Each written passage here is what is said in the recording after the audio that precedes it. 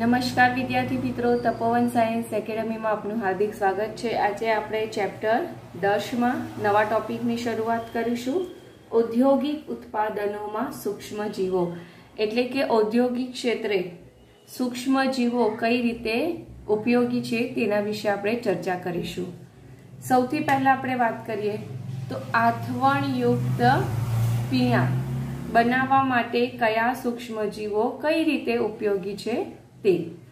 તો પ્રાચીન કાળથી જ વાઇન, બિયર, વિસ્કી, બ્રાન્ડી અને રમ જેવા પીણા ઈસ્ટની મદદથી ઉત્પાદિત કરવામાં આવે છે। એટલે તમારે આ વસ્તુ એક માર્ક્સ માટે યાદ રાખવાનું કે વાઇન, બિયર, વિસ્કી, બ્રાન્ડી અને રમ કે જેમાં કયા સૂક્ષ્મજીવનો ઉપયોગ કરવામાં આવે છે તો તેમાં ઈસ્ટનો ઉપયોગ કરવામાં આવે છે। કઈ ઈસ્ટ? તો સેકેરોમાઇસિસ સેરેવિસી ઈસ્ટ જે છે તે ઔદ્યોગિક ક્ષેત્રે બહુ ઉપયોગ થાય છે। ઈસ્ટ મુખ્યત્વે બે પ્રકારની હોય છે। પહેલી બેકર્સ ઈસ્ટ અને બીજી બ્રેવર્સ ઈસ્ટ। બેકર્સ ઈસ્ટ એટલે કે બેકરી ઉદ્યોગમાં ઉપયોગ કે જેમ કે કેક બનાવવામાં, બિસ્કિટ બનાવવામાં, તો એ બેકરી પ્રોડક્ટ બનાવવા માટે જે ઈસ્ટ યુઝ થાય તો એને બેકર્સ ઈસ્ટ કહેવાય। અને બધા પીણા બનાવવા માટે જેમ કે વાઇન, બિયર જેવા પીણા બનાવવા માટે જે ઈસ્ટનો ઉપયોગ થાય તો એને બ્રેવર્સ ઈસ્ટ કહેવામાં આવે છે। તો આથવણ પદ્ધતિથી વાઇન, વિસ્કી, બ્રાન્ડી, રમ અને બિયર જેવા જે આલ્કોહોલિક એટલે કે આવા જે પીણા હોય તેમાં આલ્કોહોલનું પ્રમાણ વધુ માત્રામાં જોવા મળે છે। કયા આલ્કોહોલનું પ્રમાણ? તો ઇથેનોલ। તો આવા જે પીણા છે કે જેમાં ઇથેનોલ વધુ માત્રામાં જોવા મળે છે તો એવા આલ્કોહોલિક પીણા બનાવવામાં બ્રેવર્સ ઈસ્ટનો ઉપયોગ થાય છે। હવે બ્રેવર્સ ઈસ્ટની મદદથી ધાન્ય એટલે ઘઉં, ચોખા જેને ધાન્ય કહેવામાં આવે છે, અને ફળોના રસ એટલે કે દ્રાક્ષ છે તે ફળ, એવી રીતે જે ખાટા ફળ હોય તો ખાટા ફળના રસમાંથી ઇથેનોલનું ઉત્પાદન થાય છે। બેકર્સ ઈસ્ટ જેની વિશે આપણે ભણી જ ગયા છે કે બેકરી ઉદ્યોગ એટલે કે ખાસ કરીને બ્રેડ બનાવવામાં ઉપયોગી છે। આથવણ માટે વપરાતા કાચા માલના પ્રકાર એટલે કે કયા પ્રકારના ધાન્ય વપરાય છે તે, અને અન્ય કયા મટીરિયલ વપરાય છે જેને કહેવામાં આવે છે કાચો માલ। તો આથવણ માટે જે વપરાતા કાચા માલના પ્રકાર અને કઈ પ્રક્રિયા, બરાબર? તો પ્રક્રિયાના પ્રકારને આધારે વિવિધ પ્રકારના આલ્કોહોલિક પીણા મેળવવામાં આવે છે। એટલે કે આ જે ધાન્ય જેમ કે ઘઉં છે તો એ ઘઉંમાંથી બિયર બનાવવામાં આવે છે। ત્યારબાદ દ્રાક્ષ, બરાબર? તો એ દ્રાક્ષ છે કે જેમાંથી શું મેળવવામાં આવે છે તો એમાંથી વાઇન મેળવવામાં આવે છે। તો આવી રીતે જુદા જુદા ધાન્ય અને ફળનો ઉપયોગ કરવામાં આવે છે કે જેને કાચો માલ કહેવાય। તો હવે આપણે પ્રક્રિયા જોઈએ કે કઈ પ્રક્રિયા દ્વારા આલ્કોહોલિક પીણા મેળવાય છે। તો પહેલી પ્રક્રિયા તો નિસ્યંદિત પ્રક્રિયા કે નિસ્યંદિત પ્રક્રિયા છે તો જેના દ્વારા વિસ્કી, બ્રાન્ડી અને રમ કે જે આથવણ પામેલા રસમાંથી નિસ્યંદિત પ્રક્રિયા દ્વારા મેળવવામાં આવે છે। હવે બીજી પ્રક્રિયા કે જેને કહેવાય છે અનિસ્યંદિત પ્રક્રિયા, વાઇન અને બિયર જે આથવણ પામેલા રસમાંથી નિસ્યંદન વગર જ મેળવાય છે। એટલે કે આ જે વિસ્કી, બ્રાન્ડી ને જે રમ છે તે આથવણ પામેલા જે રમ હોય તો એની નિસ્યંદનની પ્રક્રિયાથી મેળવવામાં આવે છે। હવે નિસ્યંદનની પ્રક્રિયાથી મેળવવામાં આવે છે એટલે કે જે આ રસમાંથી મળેલું જે રસનું લિક્વિડ હોય તો એને શું કરવામાં આવે છે? અઠાવવામાં આવે છે। આથવણ એમાં આવ્યા બાદ એને ગરમ કરવામાં આવે છે, અને ગરમ કર્યા બાદ એમાંથી જે વરાળ નીકળે છે તો એને એક જગ્યા પર એકત્ર કરવામાં આવે છે, અને જે એકત્ર થયેલી વરાળ હોય તે શું હોય છે? આ આલ્કોહોલિક પીણા હોય છે. જ્યારે આ જે વાઇન અને બિયર જે છે તે આથવણ પામેલા રસમાંથી ડાયરેક્ટ જ મેળવવામાં આવે છે, એમાં નિસ્યંદનની પ્રક્રિયા કરવામાં આવતી નથી. તો આ રીતે નિસ્યંદિત અને અનિસ્યંદિત પ્રક્રિયા દ્વારા જુદા જુદા આલ્કોહોલિક પીણા જે છે તે મેળવવામાં આવે છે. તમારે આ વસ્તુ ધ્યાનમાં રાખવાની કે નિસ્યંદિત પ્રક્રિયા દ્વારા વિસ્કી, બ્રાન્ડી અને રમ મેળવવામાં આવે છે, જ્યારે અનિસ્યંદિત પ્રક્રિયા દ્વારા વાઇન અને બિયર મેળવવામાં આવે છે. આથવણની પ્રક્રિયા તો 100% કરવામાં આવે છે, પરંતુ નિસ્યંદનની પ્રક્રિયા દ્વારા કયા પીણા મળે છે અને નિસ્યંદનની પ્રક્રિયા વગર કયા પીણા મળે છે એ તમારે 1 માર્ક્સના ક્વેશ્ચન માટે ધ્યાનમાં રાખવાનું. વિદ્યાર્થી મિત્રો, હવે આપણે વાત કરીએ ઔદ્યોગિક ઉત્પાદનોમાં અન્ય સૂક્ષ્મજીવોનો ફાળો. જેમ કે પ્રતિજૈવિક દ્રવ્યો એટલે કે એન્ટીબાયોટિક ના ઉત્પાદનમાં પણ સૂક્ષ્મજીવો જે છે તે ઉપયોગી છે. એટલે કે સૂક્ષ્મજીવોની મદદથી આ એન્ટીબાયોટિક બનાવવામાં આવે છે. એન્ટીબાયોટિક શબ્દથી તમે વાકેફ જ હશો, પણ એનું ગુજરાતી થાય છે પ્રતિજૈવિક દ્રવ્યો. આ જે પ્રશ્ન છે તે લાસ્ટ યર એક્ઝામમાં પૂછાયેલો છે. આપણે સૌથી પહેલા એની વ્યાખ્યા સમજીએ કે એકચ્યુઅલી એન્ટીબાયોટિક્સ એટલે શું. તો કેટલાક જે યુઝફુલ સૂક્ષ્મજીવો દ્વારા, પછી ફૂગ હોય, બેક્ટેરિયા હોય, તો એને શું કહેવાય છે? સૂક્ષ્મજીવો. તો એવા ફૂગ છે, બેક્ટેરિયા છે કે જેના દ્વારા નિર્માણ કરવામાં આવતા વિશિષ્ટ રસાયણો કે જે અન્ય રોગકારક સૂક્ષ્મજીવોનો નાશ કરે છે અથવા તો તેમની વૃદ્ધિને મંદ કરે છે, તો તેને એન્ટીબાયોટિક કહેવામાં આવે છે. એટલે કે કેટલાક ફૂગ હોય, કેટલીક બેક્ટેરિયા હોય કે જે વિશિષ્ટ રસાયણોનું નિર્માણ કરે છે. તો એ જે વિશિષ્ટ રસાયણો છે કે જે કેટલાક જે રોગકારક સૂક્ષ્મજીવો હોય તેનો નાશ કરે છે. રોગકારક સૂક્ષ્મજીવો એટલે કે સજીવોમાં રોગ ઉત્પન્ન કરે એવા સૂક્ષ્મજીવો. તો એવા જે હાનિકારક સૂક્ષ્મજીવો છે તો એની જે વૃદ્ધિ છે એ નાશ પામે, ક્યાં તો પછી મંદ પડે. તો કયા કારણોસર? તો આ જે સૂક્ષ્મજીવો છે તે વિશિષ્ટ રસાયણોની હાજરીના પરિણામે આ જે રોગકારક સૂક્ષ્મજીવો નાશ પામે, ક્યાં તો એમની વૃદ્ધિ છે તે મંદ થાય છે. જેમ કે આપણને કોઈ બેક્ટેરિયા કે વાયરલ કે કોઈ ફૂગ દ્વારા ઇન્ફેક્શન થાય તો ડોક્ટર જે છે ને લાસ્ટમાં એન્ટીબાયોટિક આપે છે. આ એન્ટીબાયોટિકની મદદથી શું થાય છે કે જે પેથોજન્સ હોય તે નાશ પામે છે, એટલે કે આપણે રોગ આપણા શરીરમાંથી નીકળી જાય છે. તો 20મી સદીની આ એક એમ કહીએ ને એક બહુ મહત્વપૂર્ણ શોધ છે. તો કઈ મહત્વપૂર્ણ શોધ છે? તો સૂક્ષ્મજીવો દ્વારા જે એન્ટીબાયોટિકનું ઉત્પાદન કરવામાં આવ્યું તે એક મહત્વની શોધ માનવામાં આવે છે કે જે માનવ સમાજ કલ્યાણ માટે બહુ ઉપયોગી સાબિત થાય ને. સ્વાભાવિક છે કે આપણા શરીરમાંથી રોગ જતો રહે, આપણે સ્વસ્થ થઈ જઈએ, આપણે હેલ્ધી થઈ જઈએ, તો માનવ સમાજ માટે કલ્યાણકારી જ કહેવાય છે. ચાલો વિદ્યાર્થી મિત્રો, હવે આપણે સમજીએ એન્ટીબાયોટિક શબ્દનો અર્થ શું થાય છે. તો એનો ગ્રીક શબ્દમાં અર્થ એવો થાય છે એન્ટી એટલે શું થાય? વિરુદ્ધ, અને બાયો એટલે જીવન. હવે આપણે આ બે શબ્દનો સમન્વય કરીએ તો એનો અર્થ થાય છે જીવન વિરુદ્ધ. પણ આપણે વાત કરીએ તો આ જે જીવન વિરુદ્ધ એટલે કે સૂક્ષ્મજીવો દ્વારા થતા રોગના સંદર્ભમાં વાત કરીએ તો એનો અર્થ થાય છે જીવન વિરુદ્ધ. એટલે કે શું થાય છે કે એ જે સજીવોમાં જે રોગ ઉત્પન્ન કરતા જે સજીવો છે, તો સજીવોમાં જે રોગ ઉત્પન્ન કરતા જે સૂક્ષ્મજીવોનો નાશ થાય છે, એટલે કે એમના જીવનનો નાશ થાય છે, એટલે ત્યારે એ શબ્દનો અર્થ થશે જીવન વિરુદ્ધ. બરાબર? સૂક્ષ્મજીવોનો નાશ કરવામાં આવે તો એન્ટીબાયોટિકનો અર્થ થાય છે જીવન વિરુદ્ધ. બરાબર? પરંતુ જ્યારે મનુષ્યના સંદર્ભમાં વાત કરીએ તો એન્ટીબાયોટિકનો અર્થ થાય છે પૂર્વજીવન એટલે કે આપણને રોગમાંથી મુક્તિ આપે છે, આપણને નવું જીવન દાન આપે છે, એટલે એને શું કહેવાય? પૂર્વજીવ કહેવામાં આવે છે. તો જ્યારે રોગના બરાબર પૂર્વ જીવન કહેવામાં આવે છે.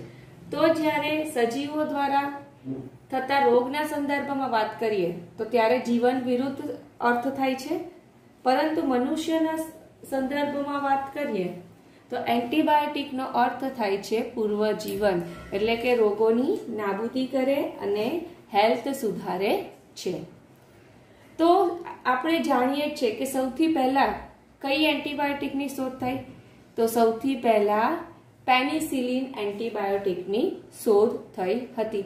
હવે આ જે પેનિસિલિન એન્ટીબાયોટિકની શોધ કઈ રીતે થઈ તેના વિશે આપણે જોઈએ. પેનિસિલિનનું સંશોધન કોણે કર્યું? તો એલેક્ઝાન્ડર ફ્લેમિંગ નામના વૈજ્ઞાનિકે પેનિસિલિન એન્ટીબાયોટિકની શોધ કરી હતી. પણ એણે શોધ એવું નહીં કરી હતી કે ભાઈ મારે એન્ટીબાયોટિકની શોધ કરવી છે, પણ એકચ્યુઅલી એ એક્સપેરિમેન્ટ કરી રહ્યા હતા.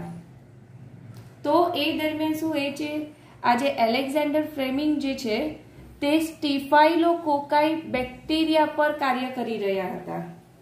એ આ પેનિસિલિન એન્ટીબાયોટિકના ઉત્પાદન પર એક્ઝેક્ટલી કાર્ય નહીં કરી રહ્યા હતા, પણ એ આ સ્ટેફાઇલોકોકાઈ જે બેક્ટેરિયા છે તેના પર કાર્ય કરી રહ્યા હતા.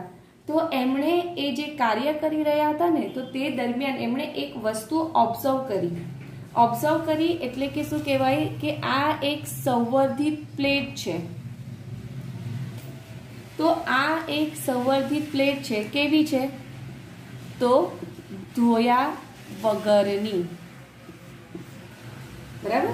તો આ એક સંવર્ધિત પ્લેટ એટલે કે જેમાં બેક્ટેરિયાને ઉછેર કરવામાં આવે છે. બરાબર. આ જે સંવર્ધિત પ્લેટમાં પોષણયુક્ત માધ્યમ હોય છે અને એ પોષણયુક્ત માધ્યમમાં જે તે બેક્ટેરિયાને ઉછેર કરવામાં આવે છે, તો એને સંવર્ધિત પ્લેટ કહેવામાં આવે છે. તો આ જે સંવર્ધિત પ્લેટ છે તેના પર મોલ્ડ ઉત્પન્ન થયેલી હતી. જે ધોયા વગરની સંવર્ધિત પ્લેટ છે, તો ધોયા વગરની સંવર્ધિત પ્લેટ પર મોલ્ડ ઉત્પન્ન થયેલી હતી. મોલ્ડ એટલે કે એને કહેવાય, આપણે બીજી રીતે કહીએ તો ફૂગ ઉત્પન્ન થયેલી હતી. અને આ જે ફૂગની હાજરી હતી ને, તો એના પરિણામે આ જે મેઇન બેક્ટેરિયા એટલે કે સ્ટેફાઇલોકોકાઈ જે છે તે વૃદ્ધિ પામી શક્યા નહીં. બરાબર.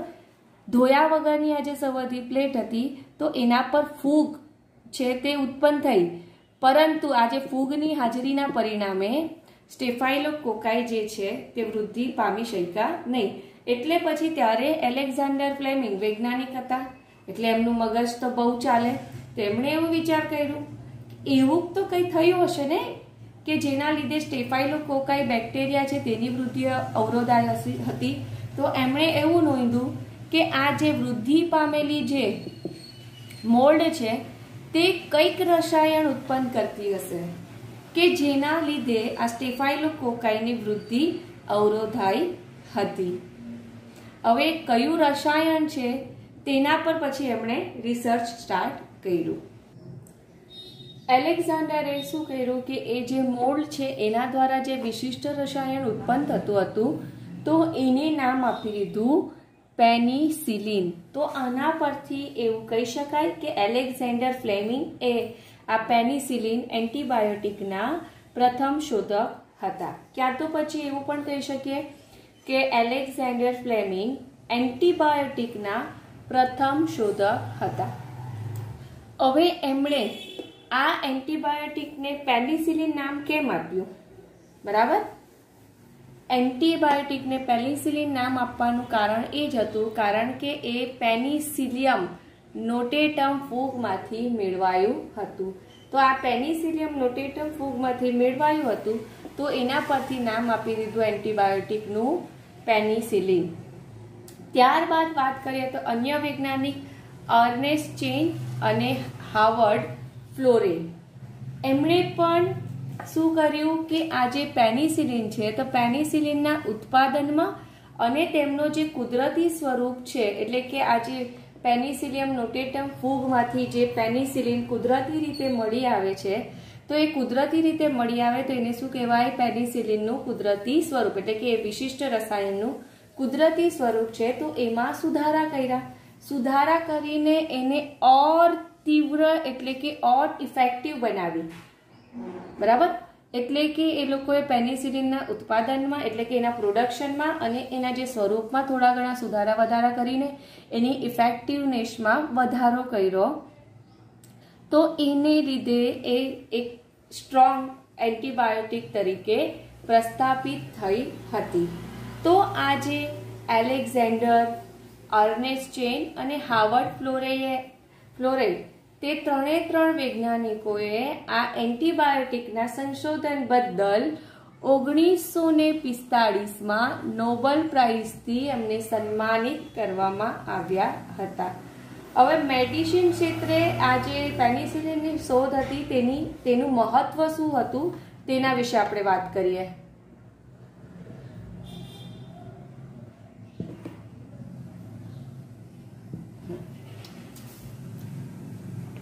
એમ જોવા જાય તો પેનિસિલિન પછી ઘણી એવી એન્ટીબાયોટિકની શોધ થઈ જુદા જુદા સૂક્ષ્મજીવોમાંથી. પરંતુ જ્યારે બીજું વિશ્વયુદ્ધ થયું હતું તો આ બીજા વિશ્વયુદ્ધ દરમિયાન જે ઘાયલ થયેલા અમેરિકન સૈનિકો હતા તો એમને આ પેનિસિલિનની સારવાર આપવામાં આવી હતી અને પેનિસિલિનની સારવારથી આ જે અમેરિકન સૈનિકો છે તે ઘણા અંશે સાજા થયા હતા. ત્યારબાદ આ જે પ્લેગ છે, તમે પ્લેગ વિશે તો સાંભળ્યું હશે. પ્લેગ, કાળી ખાંસી કે જેને ઉટાટિયું કહેવામાં આવે અને ઇંગ્લિશમાં એને વૂપિંગ કફ. હવે આ જે કાળી ખાંસી એટલે કે એવું નહીં કે કાળી ખાંસી થાય, પણ નાના બાળકોમાં ખાસ કરીને આ જે શ્વસન સંબંધિત આ સિરિયસ રોગ જોવા મળે છે કે જેને કાળી ખાંસી કહેવામાં આવે છે. અને આ જેમાં કફ બહુ મોટા પાયે થાય છે અને એ કેવું હોય છે? ઇન્ફેક્શિયસ હોય છે. એટલે કે જો નાનું બાળક ખાંસી ખાય તો અન્ય બાળકને પણ એ થવાના ચાન્સીસ રહે છે. આ જે કફ છે તે આખા જે શ્વસન જે માર્ગ છે તેમાં ભરાઈ જાય છે. ત્યારબાદ ડિફ્થેરિયા, કુષ્ઠરોગ જેવા કે રક્તપિત્ત જેને ઇંગ્લિશમાં લેપ્રસી, તો એવા જીવલેણ જે રોગો છે એની સામે પણ એન્ટીબાયોટિકની શોધ થઈ છે. હવે તો ઘણા બધા એવા રોગ છે કે જે પહેલાના સમયમાં એની સામે એન્ટીબાયોટિક શોધાઈ નહીં હતી, પણ હાલની તારીખમાં એટલી એડવાન્સ આ મેડિસિન ક્ષેત્ર થઈ ગયેલું છે કે જેમાં ઘણી બધી એન્ટીબાયોટિક ઘણા બધા રોગોની સામે બની ગઈ છે. તો એના પરથી આપણે એવું કહી શકીએ કે આપણે એન્ટીબાયોટિક વગર આપણે દુનિયાની કલ્પના જ કરી ન શકીએ, કારણ કે એન્ટીબાયોટિકની તો આપણે રોગ સામે રક્ષણ મેળવી શકીએ નહીં. હવે તમને આ કેટલીક એન્ટીબાયોટિકના નામ લખેલા છે કે પેનિસિલિન સિવાય પણ ટેટ્રાસાઇક્લિન, કાર્બામાઇસિન, બેસિટ્રેસિન, સ્ટ્રેપ્ટોથ્રેસિન, એરિથ્રોમાઇસિન, લ્યુકોમાઇસિન, નિયોમાઇસિન, તો આવી ઘણી બધી એન્ટીબાયોટિક જે છે તે જુદા જુદા સૂક્ષ્મજીવોમાંથી મેળવાયેલી છે. તો એક એમ જોવા જાય તો એન્ટીબાયોટિક આપણા જીવન માટે એક વરદાન સ્વરૂપ જ છે, કારણ કે ઘણીવાર જે રોગ એકદમ સિરિયસ થતા આપણામાં અટકાવે છે. તો અહીંયા આપણો એન્ટીબાયોટિકનો ટોપિક પૂરો થાય છે. તો તમને જો કન્ફ્યુઝ ન થતા, કારણ કે આ એન્ટીબાયોટિક રિલેટેડ ટોપિક બાયોટેકનોલોજીના ચેપ્ટરમાં આવે છે, પણ જ્યારે તમને એવું પૂછાય કે પ્રતિજૈવિક દ્રવ્યો વિશે વર્ણન કરો, બરાબર, ક્યાં તો પછી એવું પૂછાય કે એન્ટીબાયોટિક્સ એટલે શું, મેડિસિન ક્ષેત્રે તેનો ફાળો જણાવો, તેનું મહત્વ જણાવો, તો તમારે આજે જે આ ટોપિક ભણ્યા તેના વિશે જ લખવાનું રહેશે.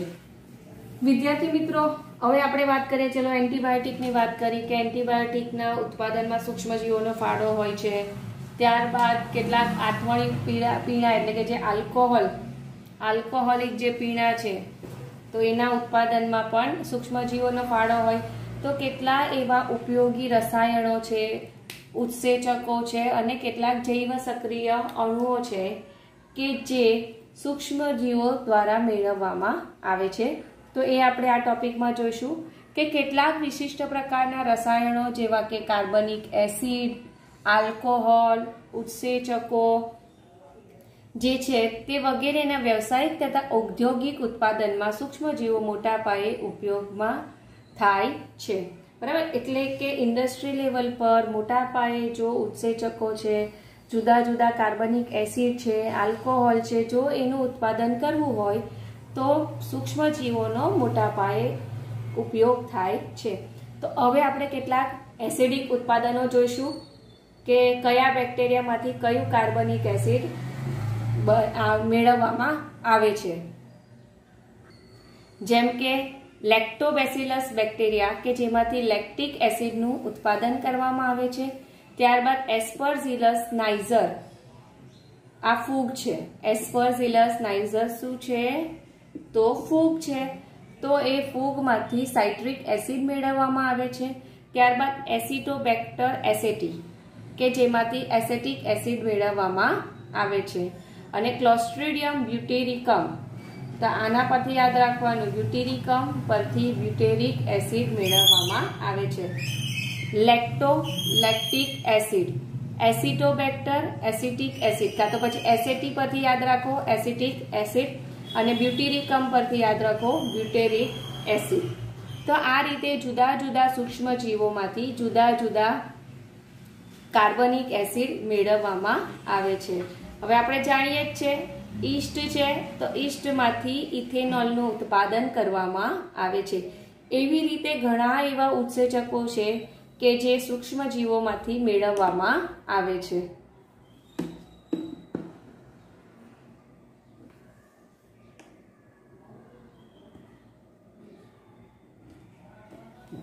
જેમ કે લાઇપેઝ ઉત્સેચક સૂક્ષ્મજીવોમાંથી મેળવવામાં આવે છે કે જેનો ઉપયોગ ડિટર્જન્ટ બનાવવામાં થાય છે, એટલે કે ડિટર્જન્ટની બનાવટમાં થાય છે.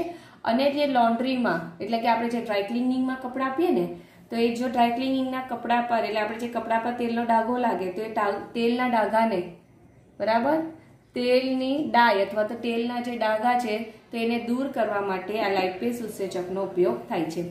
સૂક્ષ્મજીવોમાંથી પેક્ટિનેસ અને પ્રોટીએસ ઉત્સેચક પણ બનાવવામાં આવે છે.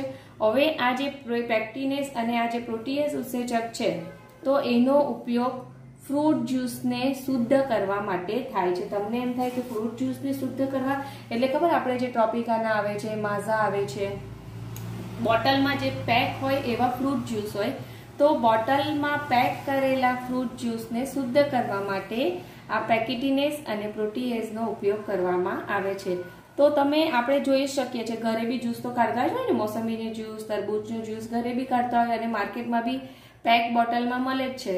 બંનેમાં ફરક શું હોય ખબર? કે આ જે પેક્ટિનેસ અને પ્રોટીએઝની સારવાર આપેલી હોય ફ્રૂટ જ્યુસને, તેને કારણે બજારમાં જે બોટલમાંના પેક કરેલા જે ફળોના રસ છે તે ઘરે કાઢવામાં આવેલા ફળોના રસ કરતા વધુ સાફ હોય છે. એટલે કે આ ઉત્સેચકોની મદદથી શું થાય, જે અશુદ્ધિઓ છે તે નીકળી જાય છે. અને અશુદ્ધિઓ નીકળી જાય પરિણામે જે એ જ્યુસ છે એકદમ જ ક્લીન દેખાય છે. ત્રીજો ઉત્સેચક છે સ્ટ્રેપ્ટોકાઇનેસ. હવે આ જે સ્ટ્રેપ્ટોકાઇનેસ ઉત્સેચક છે એ જેનેટિક એન્જિનિયર દ્વારા રૂપાંતરિત સ્ટ્રેપ્ટોકોકસ બેક્ટેરિયામાંથી મેળવવામાં આવે છે. આપણે જ્યારે જેનેટિક્સનું ચેપ્ટર ભણીશું ત્યારે આના વિશે ડિટેલમાં ભણીશું. હમણાં ફક્ત તમારે યાદ રાખો કે આ ભાઈ સ્ટ્રેપ્ટોકાઇનેસ જે છે તો એ શેનામાંથી મેળવવામાં આવે છે, તો એ સ્ટ્રેપ્ટોકોકસ બેક્ટેરિયામાંથી મેળવવામાં આવે છે. હવે આ જે સ્ટ્રેપ્ટોકાઇનેસ ઉત્સેચક છે તેનો અન્ય ઉપયોગ બી છે. તો કયો અન્ય ઉપયોગ છે? કે જ્યારે રુધિર વાહિનીઓ જે છે તે કેવી થઈ જાય છે, જામી જાય છે, બરાબર. તો હૃદયની વાહિનીઓમાં અવરોધ થવાને કારણે શું આવે છે, હાર્ટ એટેક થવાની સંભાવના રહે છે. તો એવા દર્દીની જે રુધિર વાહિનીઓ છે, તો રુધિર વાહિનીઓમાં જે જામેલું રુધિર હોય તો એ જામેલા રુધિરને તોડવા માટે આ સ્ટ્રેપ્ટોકાઇનેસનો ઉપયોગ થાય છે. ધારો કે આ રુધિર વાહિની છે કે જેની અંદર આ બ્લડ છે તે ક્લોટ થઈ ગયેલું હોય છે, જામી ગયેલું હોય છે, બરાબર. બ્લડ જામી ગયેલું એટલે એને શું કહેવાય, બ્લડ ક્લોટિંગ કહેવામાં આવે છે. તો આ જે જામી ગયેલા જે રુધિર છે તો એને તોડવા માટે આ સ્ટ્રેપ્ટોકાઇનેઝનો ઉપયોગ થાય છે. તો આ જામી ગયેલા રુધિરને તોડે છે તો એને પરિણામે ક્લોટ બસ્ટર કહેવામાં આવે છે કે આ જે બ્લડ ક્લોટ થયેલું છે તો એને તોડે છે એટલે એને શું કહેવાય? ક્લોટ બસ્ટર કહેવામાં આવે છે. હવે આપણે કેટલાક જૈવ અણુના ઉત્પાદનમાં સૂક્ષ્મજીવોનો ફાળો વિશે અભ્યાસ કરી લઈએ.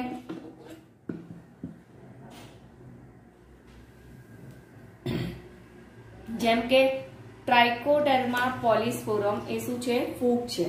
તો આ જે ટ્રાઇકોડર્મા પોલિસ્પોરમ ફૂગ છે તો એમાંથી સાયક્લોસ્પોરિન એ જૈવ અણુ મેળવવામાં આવે છે. હવે આ જે સાયક્લોસ્પોરિન એ જૈવ અણુ છે તો એનો ઉપયોગ જે છે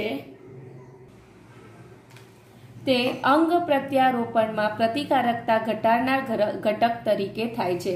એટલે કે એવા વ્યક્તિ કે જેમાં ઓર્ગન ટ્રાન્સપ્લાન્ટ કરવાનું ઓપરેશન કરવામાં આવે છે તો એ દરમિયાન જે તે વ્યક્તિમાં આ ઓર્ગન એટલે કે અંગ ટ્રાન્સપ્લાન્ટ કરવામાં આવે છે એ દરમિયાન એ વ્યક્તિની જે પ્રતિકારકતા ઘટાડવા માટે સાયક્લોસ્પોરિન એ આપવામાં આવે છે. એટલે કે જ્યારે સર્જરી કરવામાં આવે છે ઓર્ગન ટ્રાન્સપ્લાન્ટની તો એ દરમિયાન પ્રતિકારકતા ઘટાડવા માટે સાયક્લોસ્પોરિન એ આપવામાં આવે છે. ત્યારબાદ બીજું ઉદાહરણ જોઈએ તો મોનોસ્કસ પુર્પુરિયસ જે ઈસ્ટનું નામ છે તેમાંથી સ્ટેટિન્સ મેળવવામાં આવે છે. કયો અણુ મેળવવામાં આવે છે? તો સ્ટેટિન્સ જૈવ અણુ મેળવવામાં આવે છે. તો આ જે સ્ટેટિન્સ જૈવ અણુ છે કે એનું કામ શું છે? તો રુધિરમાં જે કોલેસ્ટેરોલનું પ્રમાણ જો વધી જાય તો એને ઘટાડવા માટે આ સ્ટેટિન્સ એ ઉપયોગી છે. તો એ કઈ રીતે ઘટાડવા માટે ઉપયોગી છે તે જોઈએ. તો આ જે સ્ટેટિન્સ છે તે કોલેસ્ટેરોલના સંશ્લેષણ માટે જે જવાબદાર ઉત્સેચક હતો તો જવાબદાર ઉત્સેચક સ્પર્ધા નિગ્રાહકની જેમ કાર્ય કરે છે. એટલે કે આ જે કોલેસ્ટેરોલના સંશ્લેષણ માટે જવાબદાર ઉત્સેચક હોય તો એ જવાબદાર ઉત્સેચક સાથે આ સ્ટેટિન્સનો અણુ જોડાઈ જાય. પરિણામે એની જે અસરકારકતા છે તે કેવી થઈ જશે? નિષ્ક્રિય થઈ જશે. નિષ્ક્રિય થઈ જાય એટલે કોલેસ્ટેરોલ બનશે નહીં અને કોલેસ્ટેરોલ નહીં બને તો કોલેસ્ટેરોલનું પ્રમાણ આ રીતે ઘટે છે. તો આ રીતે જુદા જુદા ઉત્સેચકોમાંથી જુદા જુદા રસાયણો છે, એન્ટીબાયોટિક છે, ઉત્સેચકો છે, જૈવ અણુ છે જે મેળવવામાં આવે છે અને એનો ઉપયોગ જે છે તે માનવ કલ્યાણ અર્થે કરવામાં આવે છે. તો આજે આપણો અહીં તમારી જે ચોપડીમાં આપેલો 10.2 ઔદ્યોગિક ઉત્પાદનોમાં સૂક્ષ્મજીવોનો ફાળો તે ટોપિક પૂરો થાય છે. અને આમાંથી જે લેન્ધી ક્વેશ્ચન છે તો લાસ્ટ યર પ્રતિજૈવિક દ્રવ્ય પૂછાયેલો છે. તો એના સિવાય આ જે ટોપિક હમણાં રસાયણો, ઉત્સેચકો અને જૈવ સક્રિય અણુ છે તો એ તમારે ખાસ કરીને મોડે કરવાનો રહેશે.